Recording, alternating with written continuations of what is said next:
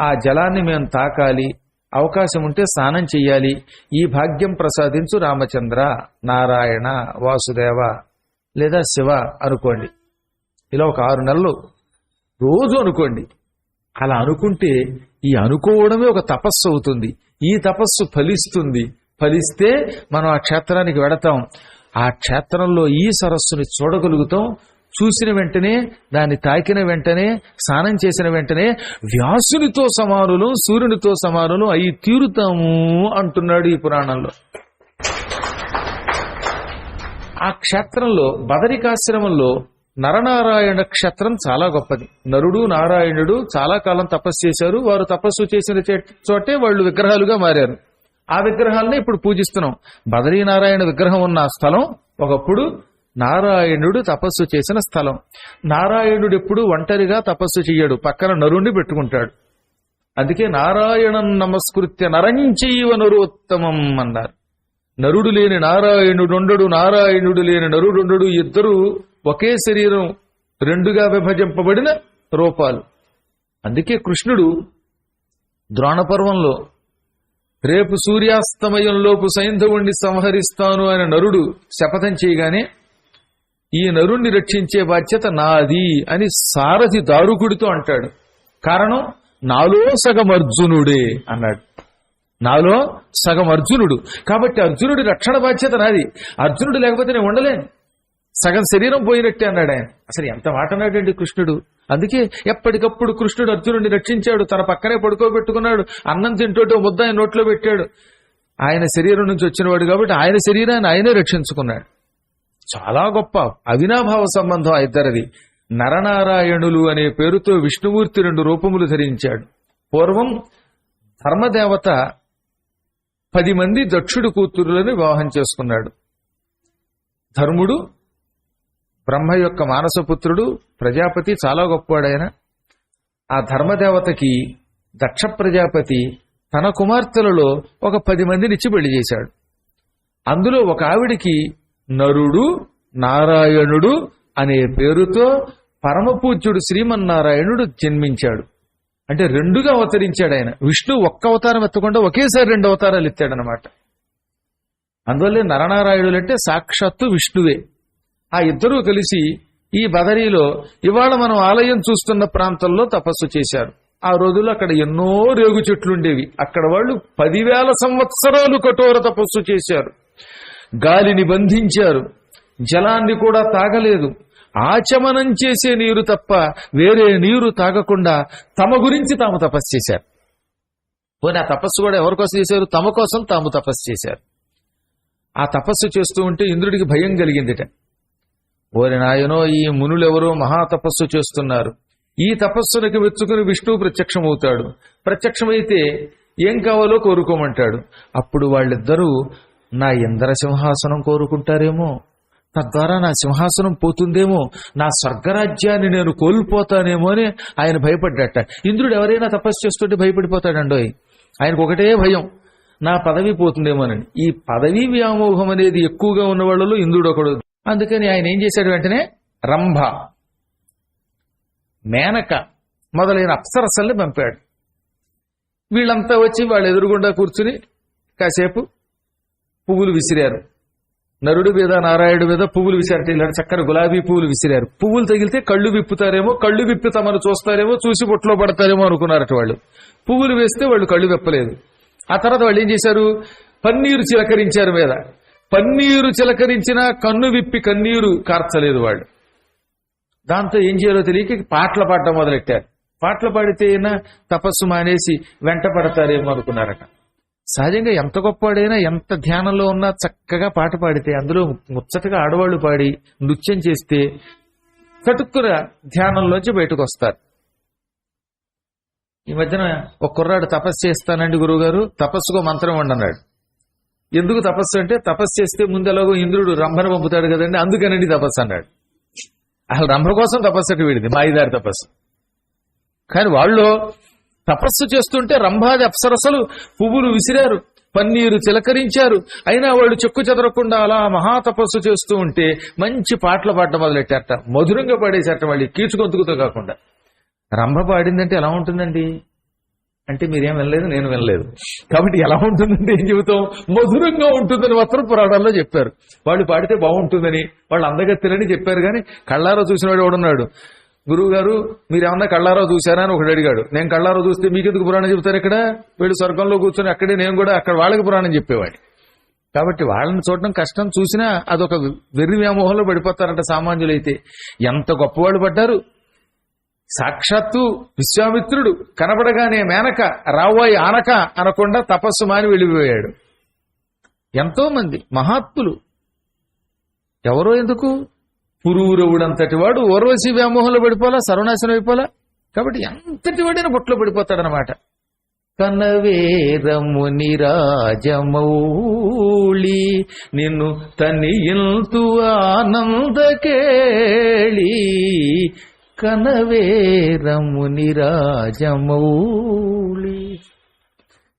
అని పాడుతూ ఉంటే ఈ గానానికి అక్కడున్న చెట్లు కూడా చిగురించే. చుట్టుపక్కల తపస్సు చేసుకుంటున్న మునులందరూ కళ్ళు విప్పి ఆశ్చర్యంతో తపస్సు మాని వాళ్ళు వెంటబడ్డారు. కాని నరనారాయణులు కన్నులు విప్పలేదు. అసలు ఆ గానం వాళ్ళ చెవిలోకే వెళ్ళలేదు. దాంతో వాళ్ళు ఏం చేశారు, గాఢంగా కౌగిలించుకున్నారట మీద పడి. అప్పుడు నరనారాయణులు కన్ను విప్పి, ఏమర్రా ఇంతోటి సౌందర్యానికి మేము తపస్సు మానేస్తాం అనుకున్నారా? ఈ బోడి శరీరాలను చూచి మేము వ్యామోహం పొందుతామా?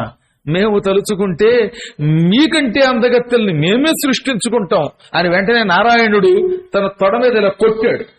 తొడ మీద కొట్టగానే ఆ తొడలోంచి ఒక సుందరి బయటకు వచ్చింది.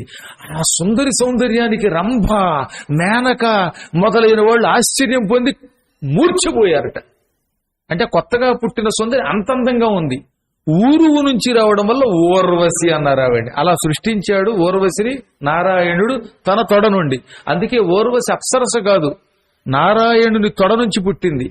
ఈ రంభ గాని మేనక కాని వీళ్ళంతా పాల సముద్రం చిలికినప్పుడు అందులోంచి పుట్టారు. అప్పంటే నీటిలోంచి పాల సముద్రము యొక్క నీళ్లలోంచి చిలుకుతుంటే పుట్టారు కనుక వీళ్ళని అప్సరసలు అన్నారు. అందుకని రంభాదులంతా అప్సరసలు. రంభ, మేనక, హరిణి ఈ మొత్తం వీళ్ళంతా కూడా అప్సరసలు. ఒక్క తిలోత్తమ, ఇదిగో ఈ ఓర్వశి, ఈ ఇద్దరు అప్సరసలు కాదు. తిలోత్తమని బ్రహ్మగారే సృష్టించాడు, ఓర్వశిని నారాయణుడు తొడ నుంచి సృష్టించాడు. ఊరు అంటే తొడనమాట. అలా తొడ మీద చరిచి చీల్చి అందులోంచి బయటికి తీసుకొచ్చాడు కనుక ఆవిడ ఓర్వశిని పిలువబడింది. ఆ సౌందర్యమునకు ఆశ్చర్యచకితురాండ్రైపోయిన రంభాదులు, ఆహా మహానుభావ, నువ్వెంత గొప్పవాడివి, నీవు తలచుకుంటే నీ శరీరంలోంచి మాకంటే గొప్ప సుందరీమణులు సృష్టించుకోగలవు, అంత అందగత్తెలు నీ శరీరంలో ఉంటే మాలాంటి సుందరీమణుల వ్యామోహంలో ఎందుకు పడతావు అని ఇంకెప్పుడు మేము నీ తపస్సుని భగ్నం చెయ్యము అన్నారు. అప్పుడు ఇంద్రుడు కూడా సిగ్గుపడి అక్కడికి వచ్చి, నరనారాయణులారా క్షమించండి, మీరేదో తపస్సు చేసి నా రాజ్యం కొట్టేస్తారేమోనని భయపడ్డాను. నా రాజ్యం లాంటి రాజ్యాలు తొడలోంచి సృష్టించుకునే శక్తి కలిగిన విష్ణు స్వరూపులని ఇప్పుడు అర్థమయ్యింది. కాబట్టి ఇంకెప్పుడు మీ గురించి అనుమానం పొందను. మీరు ఎంతకాలం తపస్సు చేసినా చేసుకోండి. మీ దగ్గరికి ఈ అప్సరసల్ని పంపను. కానీ నాకు చిన్న కోరిక, ఈ ఓరోసిని కూడా నాకు ఇచ్చేయన్నట్ట. మళ్ళీ వీడి వ్యామోహం వీడిది. ఈ రంభాదులతో పాటు వీడిని పట్టుకుపోతాడు కానీ పట్టుకుపోన్నాడు ఆయన. అప్పటి నుంచి ఓరోసి వెళ్ళిపోయి ఈ రంభాదులతో పాటు స్వర్గంలో చేరింది. మహానుభావులు ఈ సౌందర్యానికి లొంగుతారా? ఈ క్షణికోద్రేకాలకి లొంగరు వాళ్ళు. ఇంద్రియ నిగ్రహం, కఠోరమైన దీక్ష కలిగిన మహానుభావులు వాళ్ళు. అప్పటి నుంచి ఆ ప్రాంతానికి మానస ఉద్భేదనమైన క్షేత్రం అని దానికి కూడా పేరు వచ్చింది. అంటే మనస్సుని అదుపులో పెడుతుంది, కోరికల్ని ఛేదించే స్థలం అని మొత్తం బదరీకంతటికీ పేరు వచ్చింది. నరనారాయణులు దివ్య తపస్సు చేసిన మహాస్థలం అది. నరనారాయణ చరణాంబురుహద్వయ భద్ర చక్ర ముద్రిత బదరీతరు షండ మండలాండిత సరణిన్ ధరణీసురుండు సనదన నెదుటన్ అని అల్లసాని పెద్దన గారు అందుకే రాశారు. నరనారాయణుల దివ్య పాద పద్మముల యొక్క ముద్రలు అక్కడే ఉన్నాయి. బదరీలో ఆ గంగా నదీ తీరంలో అలకనందా తీరంలో నరనారాయణులు నడిచారు. నడవడం వల్ల వాళ్ళ పాదముద్రలు అక్కడ పడ్డాయి, వాళ్ళ పాదాలు గుర్తులు పడ్డాయి, అడుగుజాడలు పడ్డాయి. ఆ అడుగుజాడలు ఉన్న దివ్యస్థలంలో తిరగడమే మనకి మహాతపస్సు. అక్కడ వేరే తపస్సు చెయ్యక్కర్లా, వాళ్ళు నడిచారు. ఆ నడిచిన గుర్తుల్లో మనం నడవాలి. వాళ్ళు ఎక్కడెక్కడ తిరిగారో ఆ గుర్తులు ఇప్పటికీ ఉన్నాయి. ఆ గుర్తుల్లో మనం కాళ్ళు పెట్టాలన్నమాట. పెద్దల యొక్క అడుగుజాడల్లో నడుచుకోవడం అంటే అదన్నమాట. తద్వారా మనం తరిస్తాం. అక్కడ కేవలం తపస్సు చేసి ఊర్వశిని సృష్టించడమే కాకుండా నరనారాయణులు ఇంకో చరిత్ర సృష్టించారు. 5,000 సంవత్సరములు అక్కడ వాళ్ళు శివలింగాన్ని ప్రతిష్ఠించి పూజించారండి. బదరీలో 5,000 సంవత్సరముల పాటు వాళ్ళు శివలింగాభిషేకం చేశారు. కొన్ని ఏం చెప్పడం కాదు, పురాణంలో చెప్పారు, భారతంలో కూడా ద్రోణపర్వంలో చెప్పారు. ద్రోణపర్వంలో కూడా ఇదే కథ ఉంటుంది యథాతథంగా. అశ్వత్థామ చాలా తెక్కున్నవాడు, మహాతపస్సు చేసిన వాడే, చిరంజీవుల్లో ఒకడు. ద్రోణాచార్యుణ్ణి 4 రోజులు యుద్ధం అయ్యాక 5వ రోజు మధ్యాహ్నం పూట నరికి అవతల పారేశాడు దృష్టజుమ్నుడు. ద్రోణాచార్యుడు అస్త్ర సన్యాసం చేయగానే ద్రోణాచార్యుడు తల నరికాడు దృష్టజుమ్నుడు. ఇది తెలిసిన అశ్వత్థామకి ఆగ్రహం కలిగింది. పళ్ళు పటపట కొరికాడు. మా నాన్న తల పట్టుకుని నరికినటువంటి ఈ దృష్టజుమ్నుడిని, పాండవుల్ని సర్వనాశనం చేసేస్తాను అని వాళ్ళ మీద నారాయణాస్త్రం వేశాడు. ఈ నారాయణాస్త్రం మొత్తం పాండవ సైన్యాన్ని కాల్చి పారేయడం మొదలుపెట్టింది. అక్షౌహిణి సైన్యాన్ని చంపేసిందిట. పాండవుల శరీరాలు కాలిపోతున్నాయి. అర్జునుడు ఏడుస్తూ కూర్చున్నాడు, గురువు గారు పోయారు అని. కృష్ణుడు మాట్లాడడం లేదు. పాండవులేమో నశించిపోతున్నారు. అందుకని ధర్మరాజుకి బాధ కలిగి ఈ కృష్ణార్జునులు ఇప్పుడు నిశ్శబ్దంగా ఉన్నారు అంటే పాండవులందరూ చచ్చిపోవడం వాళ్ళకి ఇష్టం అన్నమాట. కృష్ణుణ్ణి మెన్నకొండని, అర్జునుడిని గురుభక్తితో ఏడవమను, మన కుటుంబాన్ని నాశనం చేసి అభిమన్యుడి చావుకి మూలకారకుడైన గురువు గారి మీద కోపం ఆయనకి ఏమాత్రం లేదు. తన కొడుకుని చంపిన వాడి కోసం మేము ఏడుస్తున్నాం, ఆ కొడుకుని చంపడానికి మూలకారకుడైన ద్రోణాచార్యుడు చచ్చిపోయాట, అందుకే నేను అస్త్ర సన్యాసం చేశాట. ఇంకెందుకు, మీ దారిని మీరు వెళ్ళిపోండి, నేను ఈ అస్త్రానికి బలైపోయి చస్తాను, దాంతో ఈ పాండవులకి కౌరవులకి పుట్టిన పీడ పోతుంది అని ధర్మరాజు రథం దిగి ఈ నారాయణ అస్త్రం కేసి వెళ్ళిపోయాడు. నేను చస్తానని, నేను దానికి బలైపోతానని. అప్పుడు లేచినటువంటి కృష్ణుడు ఇది నిజంగా ధర్మరాజు గారు ఎక్కడ శరీరం విడిచిపెడతాడోనని, మహావీరులారా పాండవులారా, అది నారాయణాస్త్రం. ఆ అస్త్రానికి విరుగుడస్త్రం మన దగ్గర ఎవరి దగ్గర లేదు. ఆ అస్త్రాన్ని ఎవరు జయించలేరు. జయించాలని ప్రయత్నిస్తే చస్తారు. కాబట్టి మీరు అందరూ ఏం చేయాలి, దాని నుంచి బయటపడడానికి సులభోపాయం ఒకటి ఉంది. ఆ ఉపాయం నేను చెబుతాను, వినండి. నారాయణాస్త్రం ఆయుధము లేనివాడిని, రథం దిగి కింద నిలబడి నమస్కరించిన వాణ్ణి, వెన్ను చూపించిన వాణ్ణి ఏమీ చెయ్యదు. దానితో యుద్ధం చేస్తే మాత్రమే అది చంపుతుంది.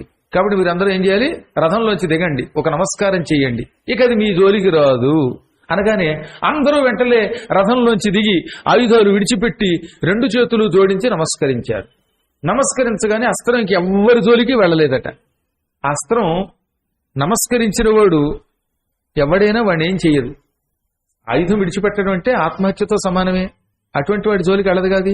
అందుకే వాడు ఓడిపోయిన వాడు కనుక ఓడిపోయిన వాడి జోలికి వెళ్ళకూడదని వెనక్కి తిరిగింది. ఆ సమయంలో భీముడికి తెక్కొచ్చేసింది. శత్రువేమో ఆయుధం వేస్తే ఆ ఆయుధానికి మనం నమస్కారం చేసి వెన్ను చూపించడమా?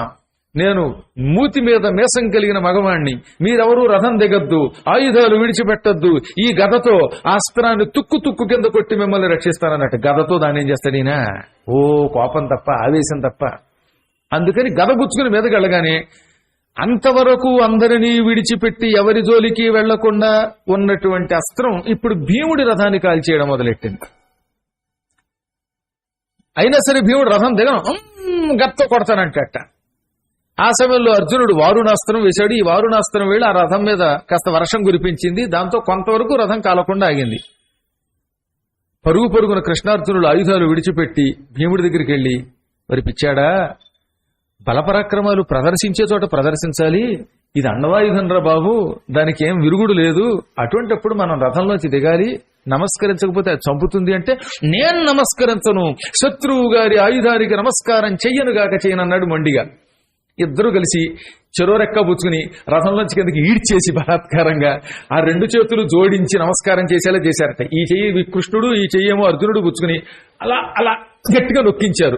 నేను నొక్కనని చెయ్యి వెనక్కి లాగుతూ ఉంటే, మంచి బలవంతులండి, కృష్ణుడు తక్కువవాడా లేకపోతే అర్జునుడు తక్కువవాడా? ఆయన చేతులు వెనక్కి లాగినా సరే ఆ రెండు చేతులు గట్టిగా పెట్టి ఒక నొక్కు నొక్కించారు, నమస్కారం చేయించారు. గుళ్ళో పిల్లల చేత అప్పుడప్పుడు తల్లిదండ్రులు ఒరే దండం పెట్టరా అని గట్టిగా చేతులు నొక్కించి నమస్కారం చేసినట్టుగా అలా నమస్కారం చేయగానే భీముడిని విడిచిపెట్టి అస్త్రం శాంతించింది. అప్పుడు దుర్యోధనుడు మళ్లీ వెయ్యి అన్నట్ట. మళ్లీ వేస్తే నన్ను చంపుతుంది, నిన్ను చంపుతుంది. ఆ అస్త్రం ఒక్కసారే వెయ్యాలి, ఏడాదికోసారి, ఉత్తప్పుడు వెయ్యకూడదు. ఆ అస్త్రం చాలా గొప్పది. ఓడిపోవడం, వెన్ను చూపడం, ఆయుధం విడిచిపెట్టడం ఇవి చావుతో సమానం గనకే వాడు చచ్చినట్టు భావించి ఆ అస్త్రం అదృశ్యం అయిపోయింది. అనగానే అంత గొప్ప శక్తి నాశనం అయిపోయిందా అని ఏడ్చేట దుర్యోధనుడు. కృష్ణుడు తెలివితేటలతో పాండవుని రక్షించాడు. అయితేనే నా పరాక్రమం మళ్లీ ప్రదర్శిస్తాను అని ఆగ్నేయాస్త్రం వేశాడు. ఈ ఆగ్నేయాస్త్రాన్ని అర్జునుడు బ్రహ్మాస్త్రం వేసి నాశనం చేసేశాడు. నాశనం చేసి ఇక నీ అస్త్రాలు నా దగ్గర చల్లవన్నట్ట. అప్పుడు వాడికి బాధ కలిగింది. ఇంత గొప్ప నారాయణాస్త్రం వ్యర్థమైపోయింది, ఆగ్నేయాస్త్రం వ్యర్థమైపోయింది. ఈ కృష్ణార్జునుల ముందు నా శక్తి పనికి రావడం లేదు, ఇంకెందుకు యుద్ధం చెయ్యడం, ఛీ నాకు దివ్య శస్త్రాస్త్రాలు లేవు అని చేతిలో ఉన్న ధనుస్సు కింద పారవేసి రథం దిగి బెస బెస నడుచుకుంటూ వెళ్ళిపోయాడు. అలా నడుచుకుంటూ వెళ్ళిపోతూ ఉంటే వెంటనే ఎదురుగుండా మహానుభావుడు వ్యాసుడు ప్రత్యక్షమయ్యాడు. నల్లనివాడు, ఎర్రని జడలు కలిగిన వాడు, మహా తేజస్వరూపుడు, సంయమీంద్రుడు, అటువంటి మహాత్ముడు కృష్ణద్వైపాయ ఎదురుగుండా ప్రత్యక్షమయ్యాడు. అలా కనబడగానే వెంటనే అశ్వత్థామ సంభ్రమంతో, వినయంతో, ఆశ్చర్యంతో ఆయన పాదాలకి నమస్కరించి, మహాత్మా సమయానికి ప్రత్యక్షమయ్యావు, నాకున్న సందేహం తీర్చు.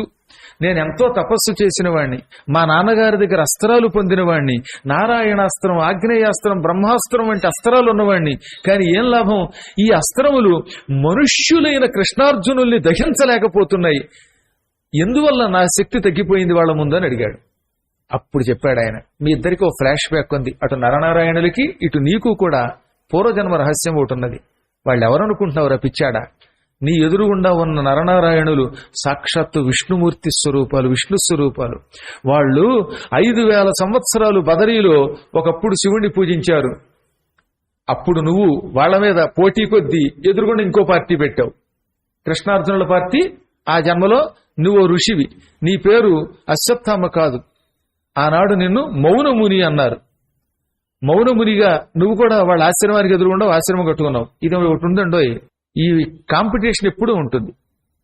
వాళ్ళిద్దరూ 5000 సంవత్సరాలు తపస్సు చేస్తూ ఉంటే, శివుణ్ణి పూజిస్తూ ఉంటే నువ్వేం చేసావు, వాళ్ళ ఎదురుగుండా ఆశ్రమం కట్టుకుని అక్కడ శివుడి విగ్రహాన్ని ప్రతిష్ఠించి పూజించావు.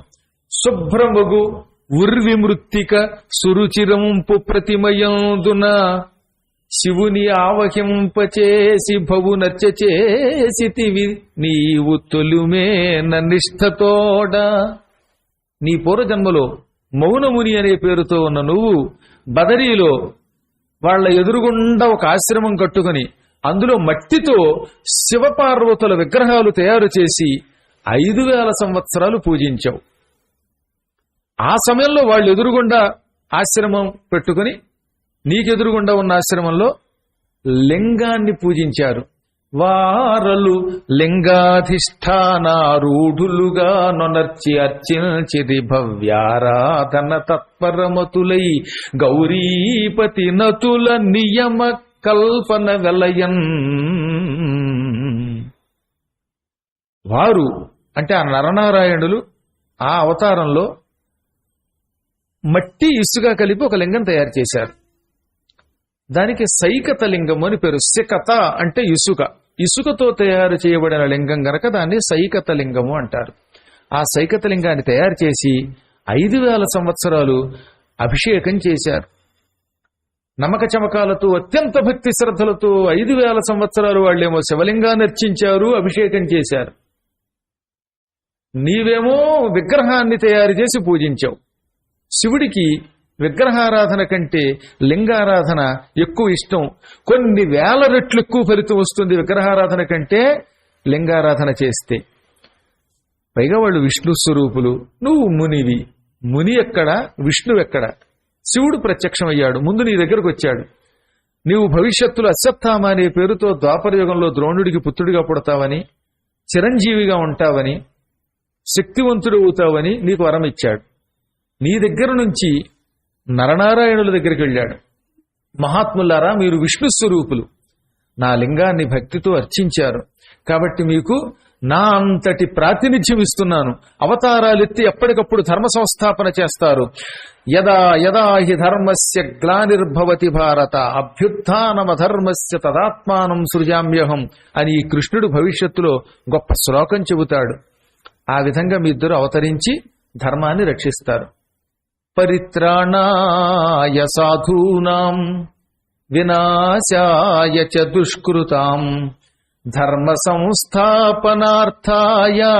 సంభవామి యుగే యుగే అని కృష్ణుడు అప్పుడు అర్జునుడికి ఒక బోధ కూడా చేస్తాడు.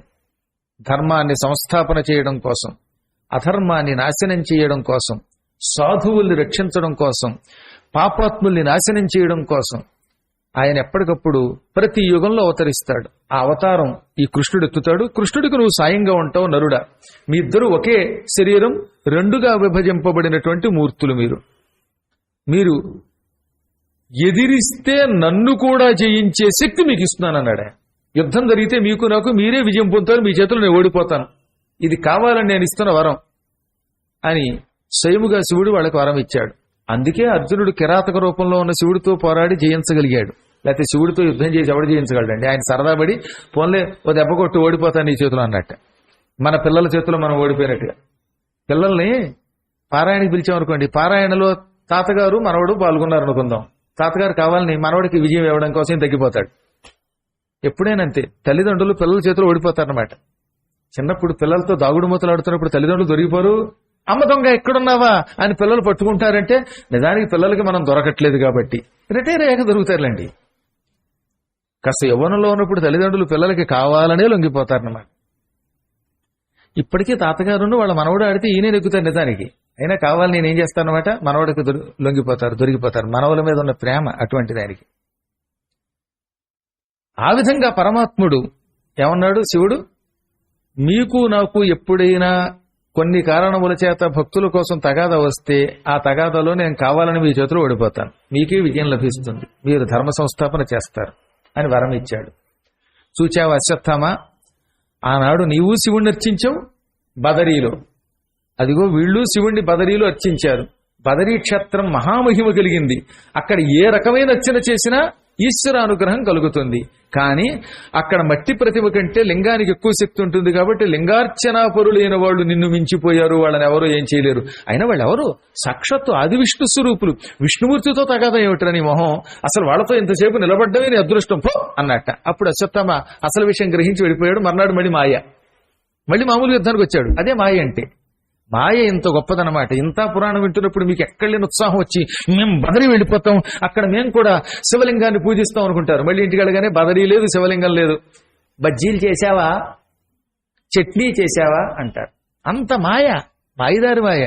ఆ కాసేపు ఉన్న ఉత్సాహం మళ్ళీ ఇంటికి వెళ్ళాక ఎందుకు ఉండదండి? ఇంటికి వెళ్ళాక అంటారేంటి, ఇక్కడ స్వస్తి అన్నమంటే ఇలా దులుపుకున్నాడంటే ఇంక చాలు పక్కవాడు తోసేసి వీడే దండం పెట్టేస్తాడు. గురువు గారు వెళ్ళాలరన్నా సరే, గురువు గారు వెళ్ళినా వెళ్ళకపోయినా మాకు అక్కడ ఆయన పాదాలు దొరికితే చాలు ఆ రెండు పీక్కు పట్టుకుపోతాం అంటారు. అది మాయ, మహామాయ. ఎంత గొప్పది మాయ. ఈ మాయలోంచి బయటపడడం మాత్రం ఎవడి వల్ల కాదట. బలాదాకృష్య మోహాయ మహామాయ ప్రయచ్చతి. ఈ మహామాయ మనల్ని బలంగా ఆకర్షించి సంసారంలో పారవేస్తుంది. అంతవరకు చేసిన పుణ్యాలు మర్చిపోయేలా చేస్తుంది, విన్నదంతా మర్చిపోయేలా చేస్తుంది. అబ్బో ఈ మాయ అంతా ఎంతనా చాలా భయంకరమైంది. అందున తిట్టినప్పటికంటే పొగడమే డేంజర్ అండి. మిమ్మల్ని తిట్టడం మీ అదృష్టం అన్నారు. గురువులు ఎప్పుడైనా కోపం వచ్చి తిడితే చాలా అదృష్టం అంటే. తిట్టడం వల్ల పుణ్యం వస్తుంది, పాపం పోతుంది. కానీ పొగిడితేనే డేంజర్. పొగిడితే అవునండి మీరు చెప్పినట్టు నేను అంత వాడినండి ఎంత వాడినండి అంటాడు. ఇంకంతే సంగతి. యయాతి మహారాజు గారు మహాతపస్సు చేసి స్వర్గానికి వెళ్ళాడు. వెళ్ళగానే ఇంద్రుడు వీడు బుట్టలో వేసుకుని వీడు పడగొట్టడానికి ఏం చేశాడు? యయాతి, ఏం పుణ్యం చేసి నువ్వు ఇంత స్వర్గానికి రాగలిగావు శరీరంతో అని అడిగట. అప్పుడు ఆయన ఏదో దైవానుగ్రహంతో వచ్చానని చెప్పచ్చుగా. ఆయన అడగగానే రెచ్చిపోయి, ఎంత పుణ్యం చేయకపోతే స్వర్గానికి వచ్చి అనుకుంటున్నావు ఇంద్ర? నేను చేసిన పుణ్యం ఈ ప్రపంచంలో ఎవరైనా పొగడగలరా? ఎన్ని యూట్యూబులు ఐట్యూబులు కూడా నా పురాణాలని, నా శక్తుల్ని, నా తపస్సుని వర్ణించరు అని రెచ్చిపోయి తను పొగుడుకున్నాడు. పొగుడుకోవడంతో ఆయన పుణ్యం అంతా పోయిందిట. ఇంద్రుడు తల్లకిందులుగా కిందకు తోసేశాడు, భూలోకానికి అన్నాడు. ఒక్కసారి పొగుడుకోవడంతో రెచ్చిపోవడంతో ఆయన పుణ్యం పోయింది. ఆయన అదృష్టం ఏంటంటే తల్లకిందులుగా కింద పడిపోతుంటే ఆయన దౌహిత్రుడు కూతురు కొడుకులు ఉన్నారు, మేనల్లుడు కాదు మనవలు. ఆ మనవలు వచ్చి ఆయన కొన్ని ధర్మ సందేహాలు అడిగారు, ఆయన తీర్చాడు. మేము నీ దౌహిత్రులను నిన్ను పైకి తీసుకుపోతున్నాం అని మళ్ళీ ఆయన ఉద్ధరించారు. అది పెద్ద కథ అనుకోండి, అది భారతంలో కూడా వస్తుంది, ఆదిపురంలో. కాబట్టి ఎంతవాడైనా సరే ఈ మాయలోంచి బయటపడలేడు. మీరు కూడా నా దగ్గరికి వచ్చి అబ్బబ్బబ్బా మీరండి పురాణం చెబుతుంటే వ్యాసుడి కంటే బాగా చెబుతున్నారండి అని పొగిడేస్తే నేను రెచ్చిపోయి నిజంగా పోలు వ్యాసుడి కంటే బాగా చెప్పాను అనుకున్నానా, ఒక్కసారి బొట్లో పడిపోతాం. ఆయన ఎక్కడ, మనం ఎక్కడ? ఆయన విష్ణు స్వరూపుడు. ఈ మానవుడు ఎప్పటికీ విష్ణు స్వరూపుడు కాలేడు. వీడెంతో తపస్సు చేస్తే తప్ప, మహాయోగం పడితే తప్ప వీడికి ఆ శక్తి రాదు. అయినా వీడి బొట్లో పడిపోతూ ఉంటాడండి. అందుకని ఈ రోజు నుంచి మీరు గుర్తుపెట్టుకోండి, పొగడ్తలకు మాత్రం సాధ్యమైనంత వరకు లొంగవద్దు కాక. ఎట్టి పరిస్థితుల్లోనూ మనం ముఖస్థుతికి లొంగకూడదు. అంటాం కానీ లొంగిపోతాం అండి. ఎంత కాదనుకున్నా లొంగిపోతాం. ఒక రాజుగారు ఉండేవాడు, ఆయన దగ్గరికి ఎవరన్నా వచ్చి పొగిడితే ఇదిగో ముఖస్థుతి చేస్తే నేను లొంగను పొండి అని గంటేసేవాడు. ఒక రోజున ఆయన ఆస్థానానికి ఒకడు వచ్చాడు. ఈ ప్రపంచంలో మీలాగా ముఖస్థుతికి లొంగని వాళ్ళు ఎవరు ఉండరండి, మీరు ఒక్కరండి ముఖస్థుతికి లొంగరు. ఆహాహా మీలాంటి మహానుభావులు స్థుతులకు లొంగని వారు ఎవరు, మీరొక్కరే అనగానే ఇప్పటికి నువ్వు నన్ను గుర్తించావు అన్నట్టు అక్కడ కూడా పడిపోతాడు బట్లో. కాబట్టి అనుక్షణం పొగడ్తలంటే ఎంత ఇష్టంగా ఉంటుందో కదా. రోజును ఆహా నువ్వు భక్తుడివి, నువ్వు మహాత్ముడివి, నువ్వు దాతవి, నువ్వు బాగా డ్రైవ్ చేస్తావు, నువ్వు జాంబవంతుడివి, లేకపోతే నువ్వేమో ఫలానవాడివి అని పొగిడామా, గురువు గారు నాకు ఎంత స్థానం ఇచ్చాడు, నేను జాంబవంతుడిని, నేను బాగా డ్రైవింగ్ స్కిల్ కలిగిన వాడిని, లేక నేను భక్తుడిని, నేను శ్రోతని, ఇలా అనుకుంటాం మనం తెలియకుండా. అప్పుడు మాత్రం ఒక క్షణం భగవంతుడా ఈ మాయకి నేను గురి కాకుండా కాపాడు అనాలి. అందువల్ల ఆ మాయలు అశ్వత్థామ పడిపోయి ఇంత విని నరనారాయణులు విష్ణు స్వరూపులని మహాత్ములని శివుడు కూడా వాళ్ళ చేతిలో ఓడిపోతాడనే విషయం తెలుసుండి కూడా మళ్ళీ మర్నాడు యుద్ధానికి వెళ్ళాడు కదా. కాబట్టి ఎన్ని విన్నా లాభం లేదు. కాకపోతే మనకంటే వాళ్ళు మహాత్ములు గనక బొట్లో పడినా తట్టుకుంటారు, సామాన్యులు తట్టుకోలేరు. చిన్న పద్యంలో రాశాడు వేమన గారు, ఎంత చదువు చదివి ఎన్ని విన్నను గాని, ఎంత చదువు చదివి ఎన్ని విన్నను గాని, హీనుడు అవగుణంబు మానలేడు, హీనుడవగుణంబు మానలేడు, బొగ్గు పాలకడుగ పోవునా మలినంబు విశదాభిరామ వినురవేమ. వేమన గారు లాంటి పద్యాలు ఎవరు రాయగలరండి? ఎంత గొప్ప పద్యం అండి. ఆయన అసలు పేరు వేమారెడ్డి, రెడ్డి రోజుల్లో పుట్టిన మహానుభావుడు. ఆయన వైరాగ్యం పొందాడు, మహాతపస్సు చేశాడు, చక్కని పుస్తకం రాశాడు. అందులో ప్రతి పద్యం ఆణిముత్యం. యోగులు ఎలా ఉంటారో ఆయనే మనకు ఒక ఉదాహరణ అన్నమాట. నువ్వు ఎంత చదువు ఎన్ని విను, హీనుడైన వాడు ఎంత చదివినా ఎన్ని విన్నా చెడ్డగుణం మానలేడు, నీచగుణం మానలేడు. బొగ్గుని పట్టుకొచ్చి రోజు పాలతో అభిషేకం చేయండి, బొగ్గును అలా తెల్లగా అవుతుందా? బొగ్గు బొగ్గే నేనే. అలాంటి అండి నీళ్లతో స్నానం చేయించినా నా తెలుపుపోదు, బొగ్గుని పాలతో కడిగినా బొగ్గు బొగ్గే. కాబట్టి బొగ్గుని పాలతో కడిగితే దాని రంగు ఎలా పోదో, ఎలకతోలు తెచ్చి ఏడాది ఉతికినా నలుపు ఎలా పోదో, అలాగే ఎన్ని విన్నా మనం మాయలో పడుతూనే ఉంటాం. ఆ నరనారాయణులు తపస్సు చేసిన స్థలంలో ఇప్పుడు ఆలయం ఉన్నది. అశ్వత్థామ తపస్సు చేసిన స్థలంలో మాత్రం ఎదురుగుండా ఇప్పుడు ఉష్ణకొండ ఉంది. ఆ ఉష్ణకొండానికి పక్కనున్నదే అశ్వత్థామ స్నానం చేసినటువంటి లేక అశ్వత్థామ తపస్సు చేసినటువంటి ఆశ్రమం కట్టుకున్న స్థలం. మీలో బదరి వెళ్ళిన వాళ్ళు ఉన్నారంటున్నారు కదా, ఉష్ణకొండలో స్నానం చేశారా? ఆ ఉష్ణకొండానికి వెనక వైపే ఉన్నది అశ్వత్థామ యొక్క ఆశ్రమం. ఈసారి వెళ్ళినప్పుడు చూడండి, అశ్వత్థామ ఆశ్రమం ఉంటుంది అక్కడ. ఇక ఆ ప్రాంతంలో అలకనందా నదిలోకి స్నానం చేయాలని వెడతారట, వెళ్ళినా స్నానం చేయలేరట. ఎందుకు చేయలేరు చెప్పాడు ఆయన. ఏ అశుద్ధ పితృజా పాషండ జాతి వృత్తయ, పూర్వజన్మలో తల్లిదండ్రులు సేవించని వాళ్ళు, లేదా తల్లిదండ్రులకి అంత పుణ్యం లేకపోయినా పాషండ జాతి వాళ్ళ యొక్క ఆహారం తిన్నా, నాస్తికులతో తిరిగినా అక్కడి నుంచి నతేషాం శిరసి ప్రాయ పతంతి ఆపహ కదాచన, అలకనందలో ఉన్న బొట్టు నీళ్లు కూడా నెత్తి మీద పడవట. అందుకనే తప్పనిసరిగా అందులో స్నానం చేయాలి. కనీసం చెంబుడు నీళ్లు కాస్త కాళ్ళ మీదన్నా పోసుకుని నెత్తి మీదన్నా చల్లుకోవాలట, పూర్తిగా స్నానం చెప్పిన. ఎందుకండి అదేం పెద్ద కష్టం కాదు అనుకుంటాం, కానీ ఒక్కసారి బుడుగును ములిగి లేచి పైకి లేచిపోవడమే. ఒక గంట తర్వాత కోలుకుంటాం కదా ఎలాగో. ఒక 1 అవర్ తర్వాత అయినా సరే నేను ఇప్పుడు ఎక్కడ ఉన్నాను అనుకుంటాడు. ఆ తర్వాత అప్పుడు ఓహో ఇక్కడ ఉన్నానని తెలుస్తుంది. అప్పుడు ఉష్ణకొండలో మళ్ళీ మొదలుగా ఏం పర్వాలేదు. జీవితంలో ఒకసారి అయినా మందాకినిలో చెయ్యాలి. మా పెద్దన్నయ్య నేను మాతో పాటు అప్పుడు రెడ్డప్ప దవేజీ గారిని ఒక ఆయన వచ్చారు నరసాపురం నుంచి, ఆయన ఇప్పుడు ఈసారి మాతో పాటు వాళ్ళు వస్తారు ఆయన.